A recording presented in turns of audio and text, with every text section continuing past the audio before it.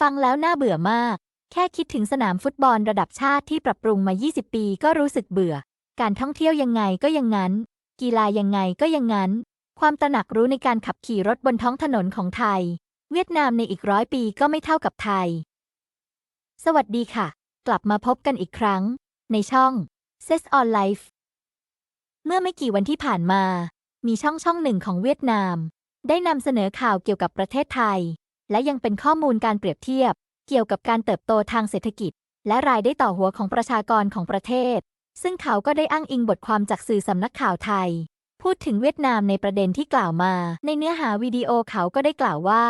ล่าสุดสื่อมวลชนและประชาชนโซเชียลเน็ตเวิร์กของไทย ดูเหมือนจะให้ความสำคัญและให้ความสนใจกับเศรษฐกิจของเวียดนามเกือบทุกที่ ในด้านเศรษฐกิจเวียดนามจากการผลิตทางอุตสาหกรรม เกษตรกรรม อุตสาหกรรมบริการการท่องเที่ยว ธุรกิจส่วนตัวและแม้แต่บริษัทอุตสาหกรรมเกิดใหม่ของเวียดนาม เป็นเรื่องปกติธรรมดาไปแล้วที่ได้ถูกพูดถึงบ่อยตามเว็บไซต์ข่าวไทย ซึ่งมีการอัปเดตบทความ บทวิเคราะห์ และการอภิปรายหารือหัวข้อเศรษฐกิจเวียดนาม มีการโพสต์และแชร์บ่อยๆในช่องทางสื่อและเครือข่ายโซเชียลไทยนั้น มีความต่อเนื่องเพิ่มขึ้นและมากขึ้นในช่วงหลัง ปัญหาคือเศรษฐกิจเวียดนามกำลังฟื้นตัว ศักยภาพในการเติบโตมีความแข็งแกร่งมากขึ้น นอกจากนี้พวกเขายังพูดถึงความอันตรายบ่อยครั้งอีกด้วย ที่จะถูกเวียดนามแซงไป ต่อจากนั้นเขาก็ได้อ้างอิงบทความของดร.พิสิทธิ์อำนวยเงินตรา ผู้เชี่ยวชาญด้านเวียดนามศึกษาได้กล่าวไว้ว่า แม้ว่าถ้าหากเรามาย้อนดูขนาดเศรษฐกิจของทั้งสองประเทศในปัจจุบันเทียบกันแล้ว จะเห็นว่าขนาดเศรษฐกิจของไทยและเวียดนามยังคงห่างกันมาก ขนาดเศรษฐกิจไทย 500,000 ล้านดอลลาร์ แล้วขนาดเศรษฐกิจเวียดนามเล็กกว่าเกือบเท่า มีขนาด 3.5 แสนดอลลาร์เท่านั้น รายได้ต่อหัวของประชากรไทย 7,000 ดอลลาร์ต่อคนต่อปี ของเวียดนาม 2.7 พันดอลลาร์ต่อคนต่อปีทำให้เวียดนามจะต้องใช้เวลาอีกสักพักใหญ่ จึงจะสามารถขยับขนาดเศรษฐกิจและรายได้ประชากรขึ้นมาอยู่ในระดับเดียวกับไทยได้ แต่ประเด็นที่น่าสนใจคือการส่งออก และการลงทุนโดยตรงระหว่างประเทศ ของเวียดนามนั้นแซงไทยไปแล้ว ตั้งแต่ปี 2019 ตัวเลขการส่งออกและการลงทุนโดยตรงจากต่างประเทศ FDI มีขนาดใหญ่กว่าไทยไปแล้ว และก็น่าจะขยับแซงขึ้นต่อเนื่อง เป็นเพราะการลงทุนจากนอกประเทศ FDI ของเวียดนามใหญ่กว่าไทยประมาณ 3-4 เท่า ก่อนโควิดมีนักลงทุนต่างชาติเข้ามาลงทุนในเวียดนามประมาณ 40,000 ล้านดอลลาร์แล้ว ดังนั้นถ้ายังเป็นแบบนี้ต่อไป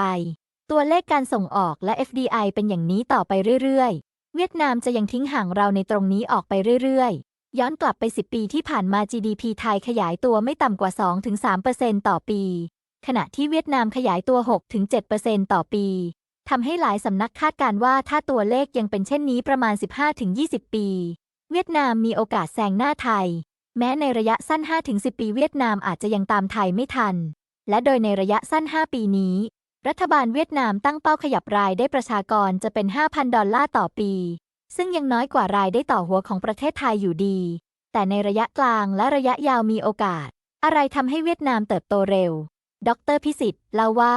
จริงๆ แล้วปัจจัยที่ทำให้เวียดนามสามารถเร่งความเร็วในการเติบโตมี 4 มิติหลักๆ 1. การเมือง เพราะเวียดนามปกครองด้วยระบอบสังคมนิยมคอมมิวนิสต์ทำให้ระบบการเมืองมีเสถียรภาพ การกำหนดนโยบายมีความต่อเนื่อง จึงเห็นได้ว่าตัวเลขการเติบโตทางด้านเศรษฐกิจของเวียดนามโตอย่างสม่ำเสมอต่อเนื่อง ตามแผนระยะยาวที่ถูกวางเอาไว้ 2. เศรษฐกิจ 3. การต่างประเทศ ที่ผ่านมาเวียดนามเร่งสร้างสัมพันธ์ระหว่างประเทศอย่างต่อเนื่องรวมถึงระดมกำลังเข้าร่วมข้อตกลงการค้าเสรีกับหลายประเทศ จึงทำให้เวียดนามได้รับประโยชน์จากข้อตกลงเหล่านี้ และ 4. สังคม เพราะเวียดนามมีทรัพยากรมนุษย์อย่างหนาแน่น มีประชากรกว่า 98.6 ล้านคนและกำลังอยู่ในวัยเจริญพันธุ์มากที่สุด โดยมีประชากรวัยสูงอายุแค่ 10% เท่านั้น และทางแอดมินก็ได้ไปตามหาบทความนี้ ก็ได้พบว่าเป็นบทความของดร.พิสิทธิ์อำนวยเงินตรา ผู้เชี่ยวชาญด้านเวียดนามศึกษาได้กล่าวไว้ในสำนักข่าวของ Workpoint Today ตั้งแต่ปี 2564 ซึ่งทั้งหมดในบทความนี้จึงทำให้ช่องของชาวเวียดนามนำไปทำคลิปวิดีโอเมื่อไม่กี่วันที่ผ่านมา และในหัวข้อที่ว่า นักวิชาการไทย GDP ของเวียดนามคิดเป็น 80% ของประเทศไทย คนไทยไม่สามารถดูถูกเวียดนามได้อีกต่อไป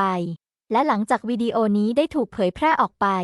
และก็ได้มีชาวเน็ตของเวียดนามเข้าไปแสดงความคิดเห็นกันไว้มากมาย เดี๋ยวเราไปลองฟังกันเลยค่ะความคิดเห็นชาวเวียดนามคนแรกก็ได้มากล่าวไว้ว่า หากเวียดนามมีนโยบายการทูตและการพัฒนาเศรษฐกิจที่เหมาะสมรักษาความมั่นคงทางการเมืองความเป็นอิสระและอธิปไตยและต่อสู้กับการทุจริตและทัศนคติเชิงลบอย่างมีประสิทธิภาพเวียดนามก็จะก้าวขึ้นสู่ระดับมหาอำนาจความคิดเห็นชาวเวียดนามคนต่อมาก็ได้มากล่าวว่าที่จริงแล้วคนเวียดนามไม่ได้ยึดประเทศไทยเป็นเกณฑ์เรามุ่งมั่นพยายามและเอาชนะจุดอ่อนอย่างต่อเนื่องโดยมีเป้าหมายในการพัฒนาประเทศพัฒนาคุณภาพชีวิตและความสุขของประชาชนและปรารถนาที่จะมีส่วนทำให้ความเจริญรุ่งเรืองและการพัฒนาของมนุษยชาติความคิดเห็นชาวเวียดนามคนต่อมาก็ได้มาบอกว่าหากเราคำนวณ GDP ตามแบบไทยเวียดนามจะมี GDP อย่างน้อย 120% ของไทยและก็ได้มีชาวเวียดนามอีกคนมาตอบกลับความคิดเห็นนี้ว่าถูกต้องในความเป็นจริงกำลังการบริโภคของคนเวียดนามสูงกว่าคนไทยไปเที่ยวประเทศที่พัฒนาแล้วเช่นญี่ปุ่นอเมริกายุโรปออสเตรเลียมีคนเวียดนามมากกว่าคนไทยความคิดเห็นชาวเวียดนามคนต่อมาค่ะพูดตามตรงประเทศไทยไม่เคยเป็นสถานที่สำคัญสำหรับเวียดนามที่จะมุ่งมั่นคนเวียดนามหวังว่าเวียดนามจะติด5อันดับแรกของเอเชียความคิดเห็นชาวเวียดนามคนต่อมาก็ได้มาบอกว่าหากแซงไทยอีก 10-20 ปีถือว่าล้มเหลวมากแอดมินและก็มีคนมาตอบกลับว่ามันเป็นหนังสือพิมพ์ของไทยแอดมินแค่อ่านให้ฟังครับความคิดเห็นชาวเวียดนามคนต่อมาก็ได้มากล่าวไว้ว่าผมคิดว่าอีกไม่ถึง 10-20 ปีตามที่บทความโพสต์ในปี 2025 เมื่อคำนวณ GDP ใหม่ตามคำแนะนำของสถาบันการเงินระหว่างประเทศแล้วคงจะเกินกว่าประเทศไทยไปมากและเขาประเมินว่าเมื่อคำนวณ GDP ของเวียดนามใหม่จะเพิ่มขึ้น 30-70% เมื่อเทียบกับปีที่แล้วกับปัจจุบันความคิดเห็นชาวเวียดนามคนต่อมาก็ได้มากล่าวว่าแซงหน้าประเทศไทยในด้านขนาด GDP ภายในปี 2568 แซงหน้าด้านรายได้ต่อหัวของประเทศไทยภายในปี 2573 ต่อจากนั้นก็มีชาวเวียดนามมาตอบกลับความคิดเห็นนี้ว่ามันไม่เร็วขนาดนั้นหรอกเพื่อนโดยเฉพาะในปี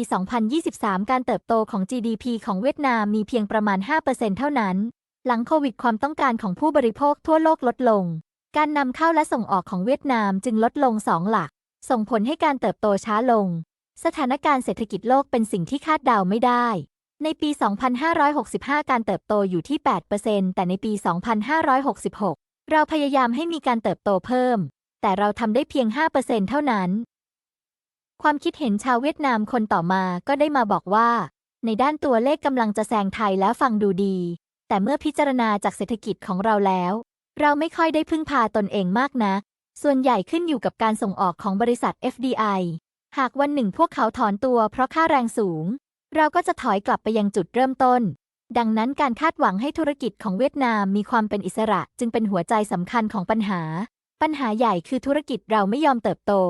การทำธุรกิจคำนวณแล้วล้มละลายก็มีเลิกกิจการก็มีและหมดเรี่ยวแรงไปตามๆกันความคิดเห็นชาวเวียดนามคนต่อมาก็ได้มาตอบกลับความคิดเห็นนี้ว่าหากไม่มี FDI ก็คงไม่มีญี่ปุ่นเกาหลีจีนเหมือนทุกวันนี้หากธุรกิจในประเทศต้องการเติบโตต้องใช้เวลาและสภาพแวดล้อมไม่ว่าจะทำธุรกิจโดยจะเป็นการเอาเปรียบหรือไม่ก็ต้องพิจารณาให้รอบคอบไม่ใช่เพียงดูธุรกิจบางส่วนที่มีปัญหาแล้วประเมินกับเศรษฐกิจทั้งหมดของประเทศ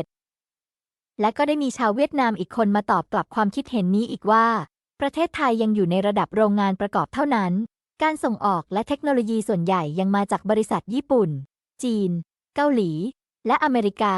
ประเทศไทยดีกว่าเราเพียงเล็กน้อยในแง่ของเปอร์เซ็นต์ของบริษัทที่จัดหาชิ้นส่วนในประเทศแต่ก็ไม่ได้ห่างกันมากนักในอีก 5-7 ปีต่อจากนี้บริษัทจัดหาชิ้นส่วนของเราจะก้าวแซงหน้าไปได้หากประเทศไทยสามารถพึ่งพาตนเองในด้านเทคโนโลยีและการผลิตด้วยตนเองได้พวกเขาคงแซงหน้าเกาหลีและไต้หวันไปนานแล้วความคิดเห็นชาวเวียดนามคนต่อมาก็ได้มากล่าวว่าการก้าวข้ามประเทศไทยไม่มีอะไรพิเศษหรือสำคัญเป้าหมายของเวียดนามคือการทัดเทียมกับญี่ปุ่นและเกาหลีและก็ได้มีความคิดเห็นชาวเวียดนามคนต่อมาก็ได้มาตอบกลับความคิดเห็นนี้ว่าแค่ตั้งเป้าหมายให้มุ่งมั่นเท่านั้นก็พอแต่ถ้าอยากจะไปให้ถึงคงเป็นเรื่องยากและคงหลายชั่วอายุคนเกาหลีและญี่ปุ่นก็ต้องมีสิ่งใหม่ๆเกิดขึ้นเพราะเราพัฒนาเขาก็ต้องพัฒนาด้วยและศักยภาพของเขาแข็งแกร่งกว่าของเรา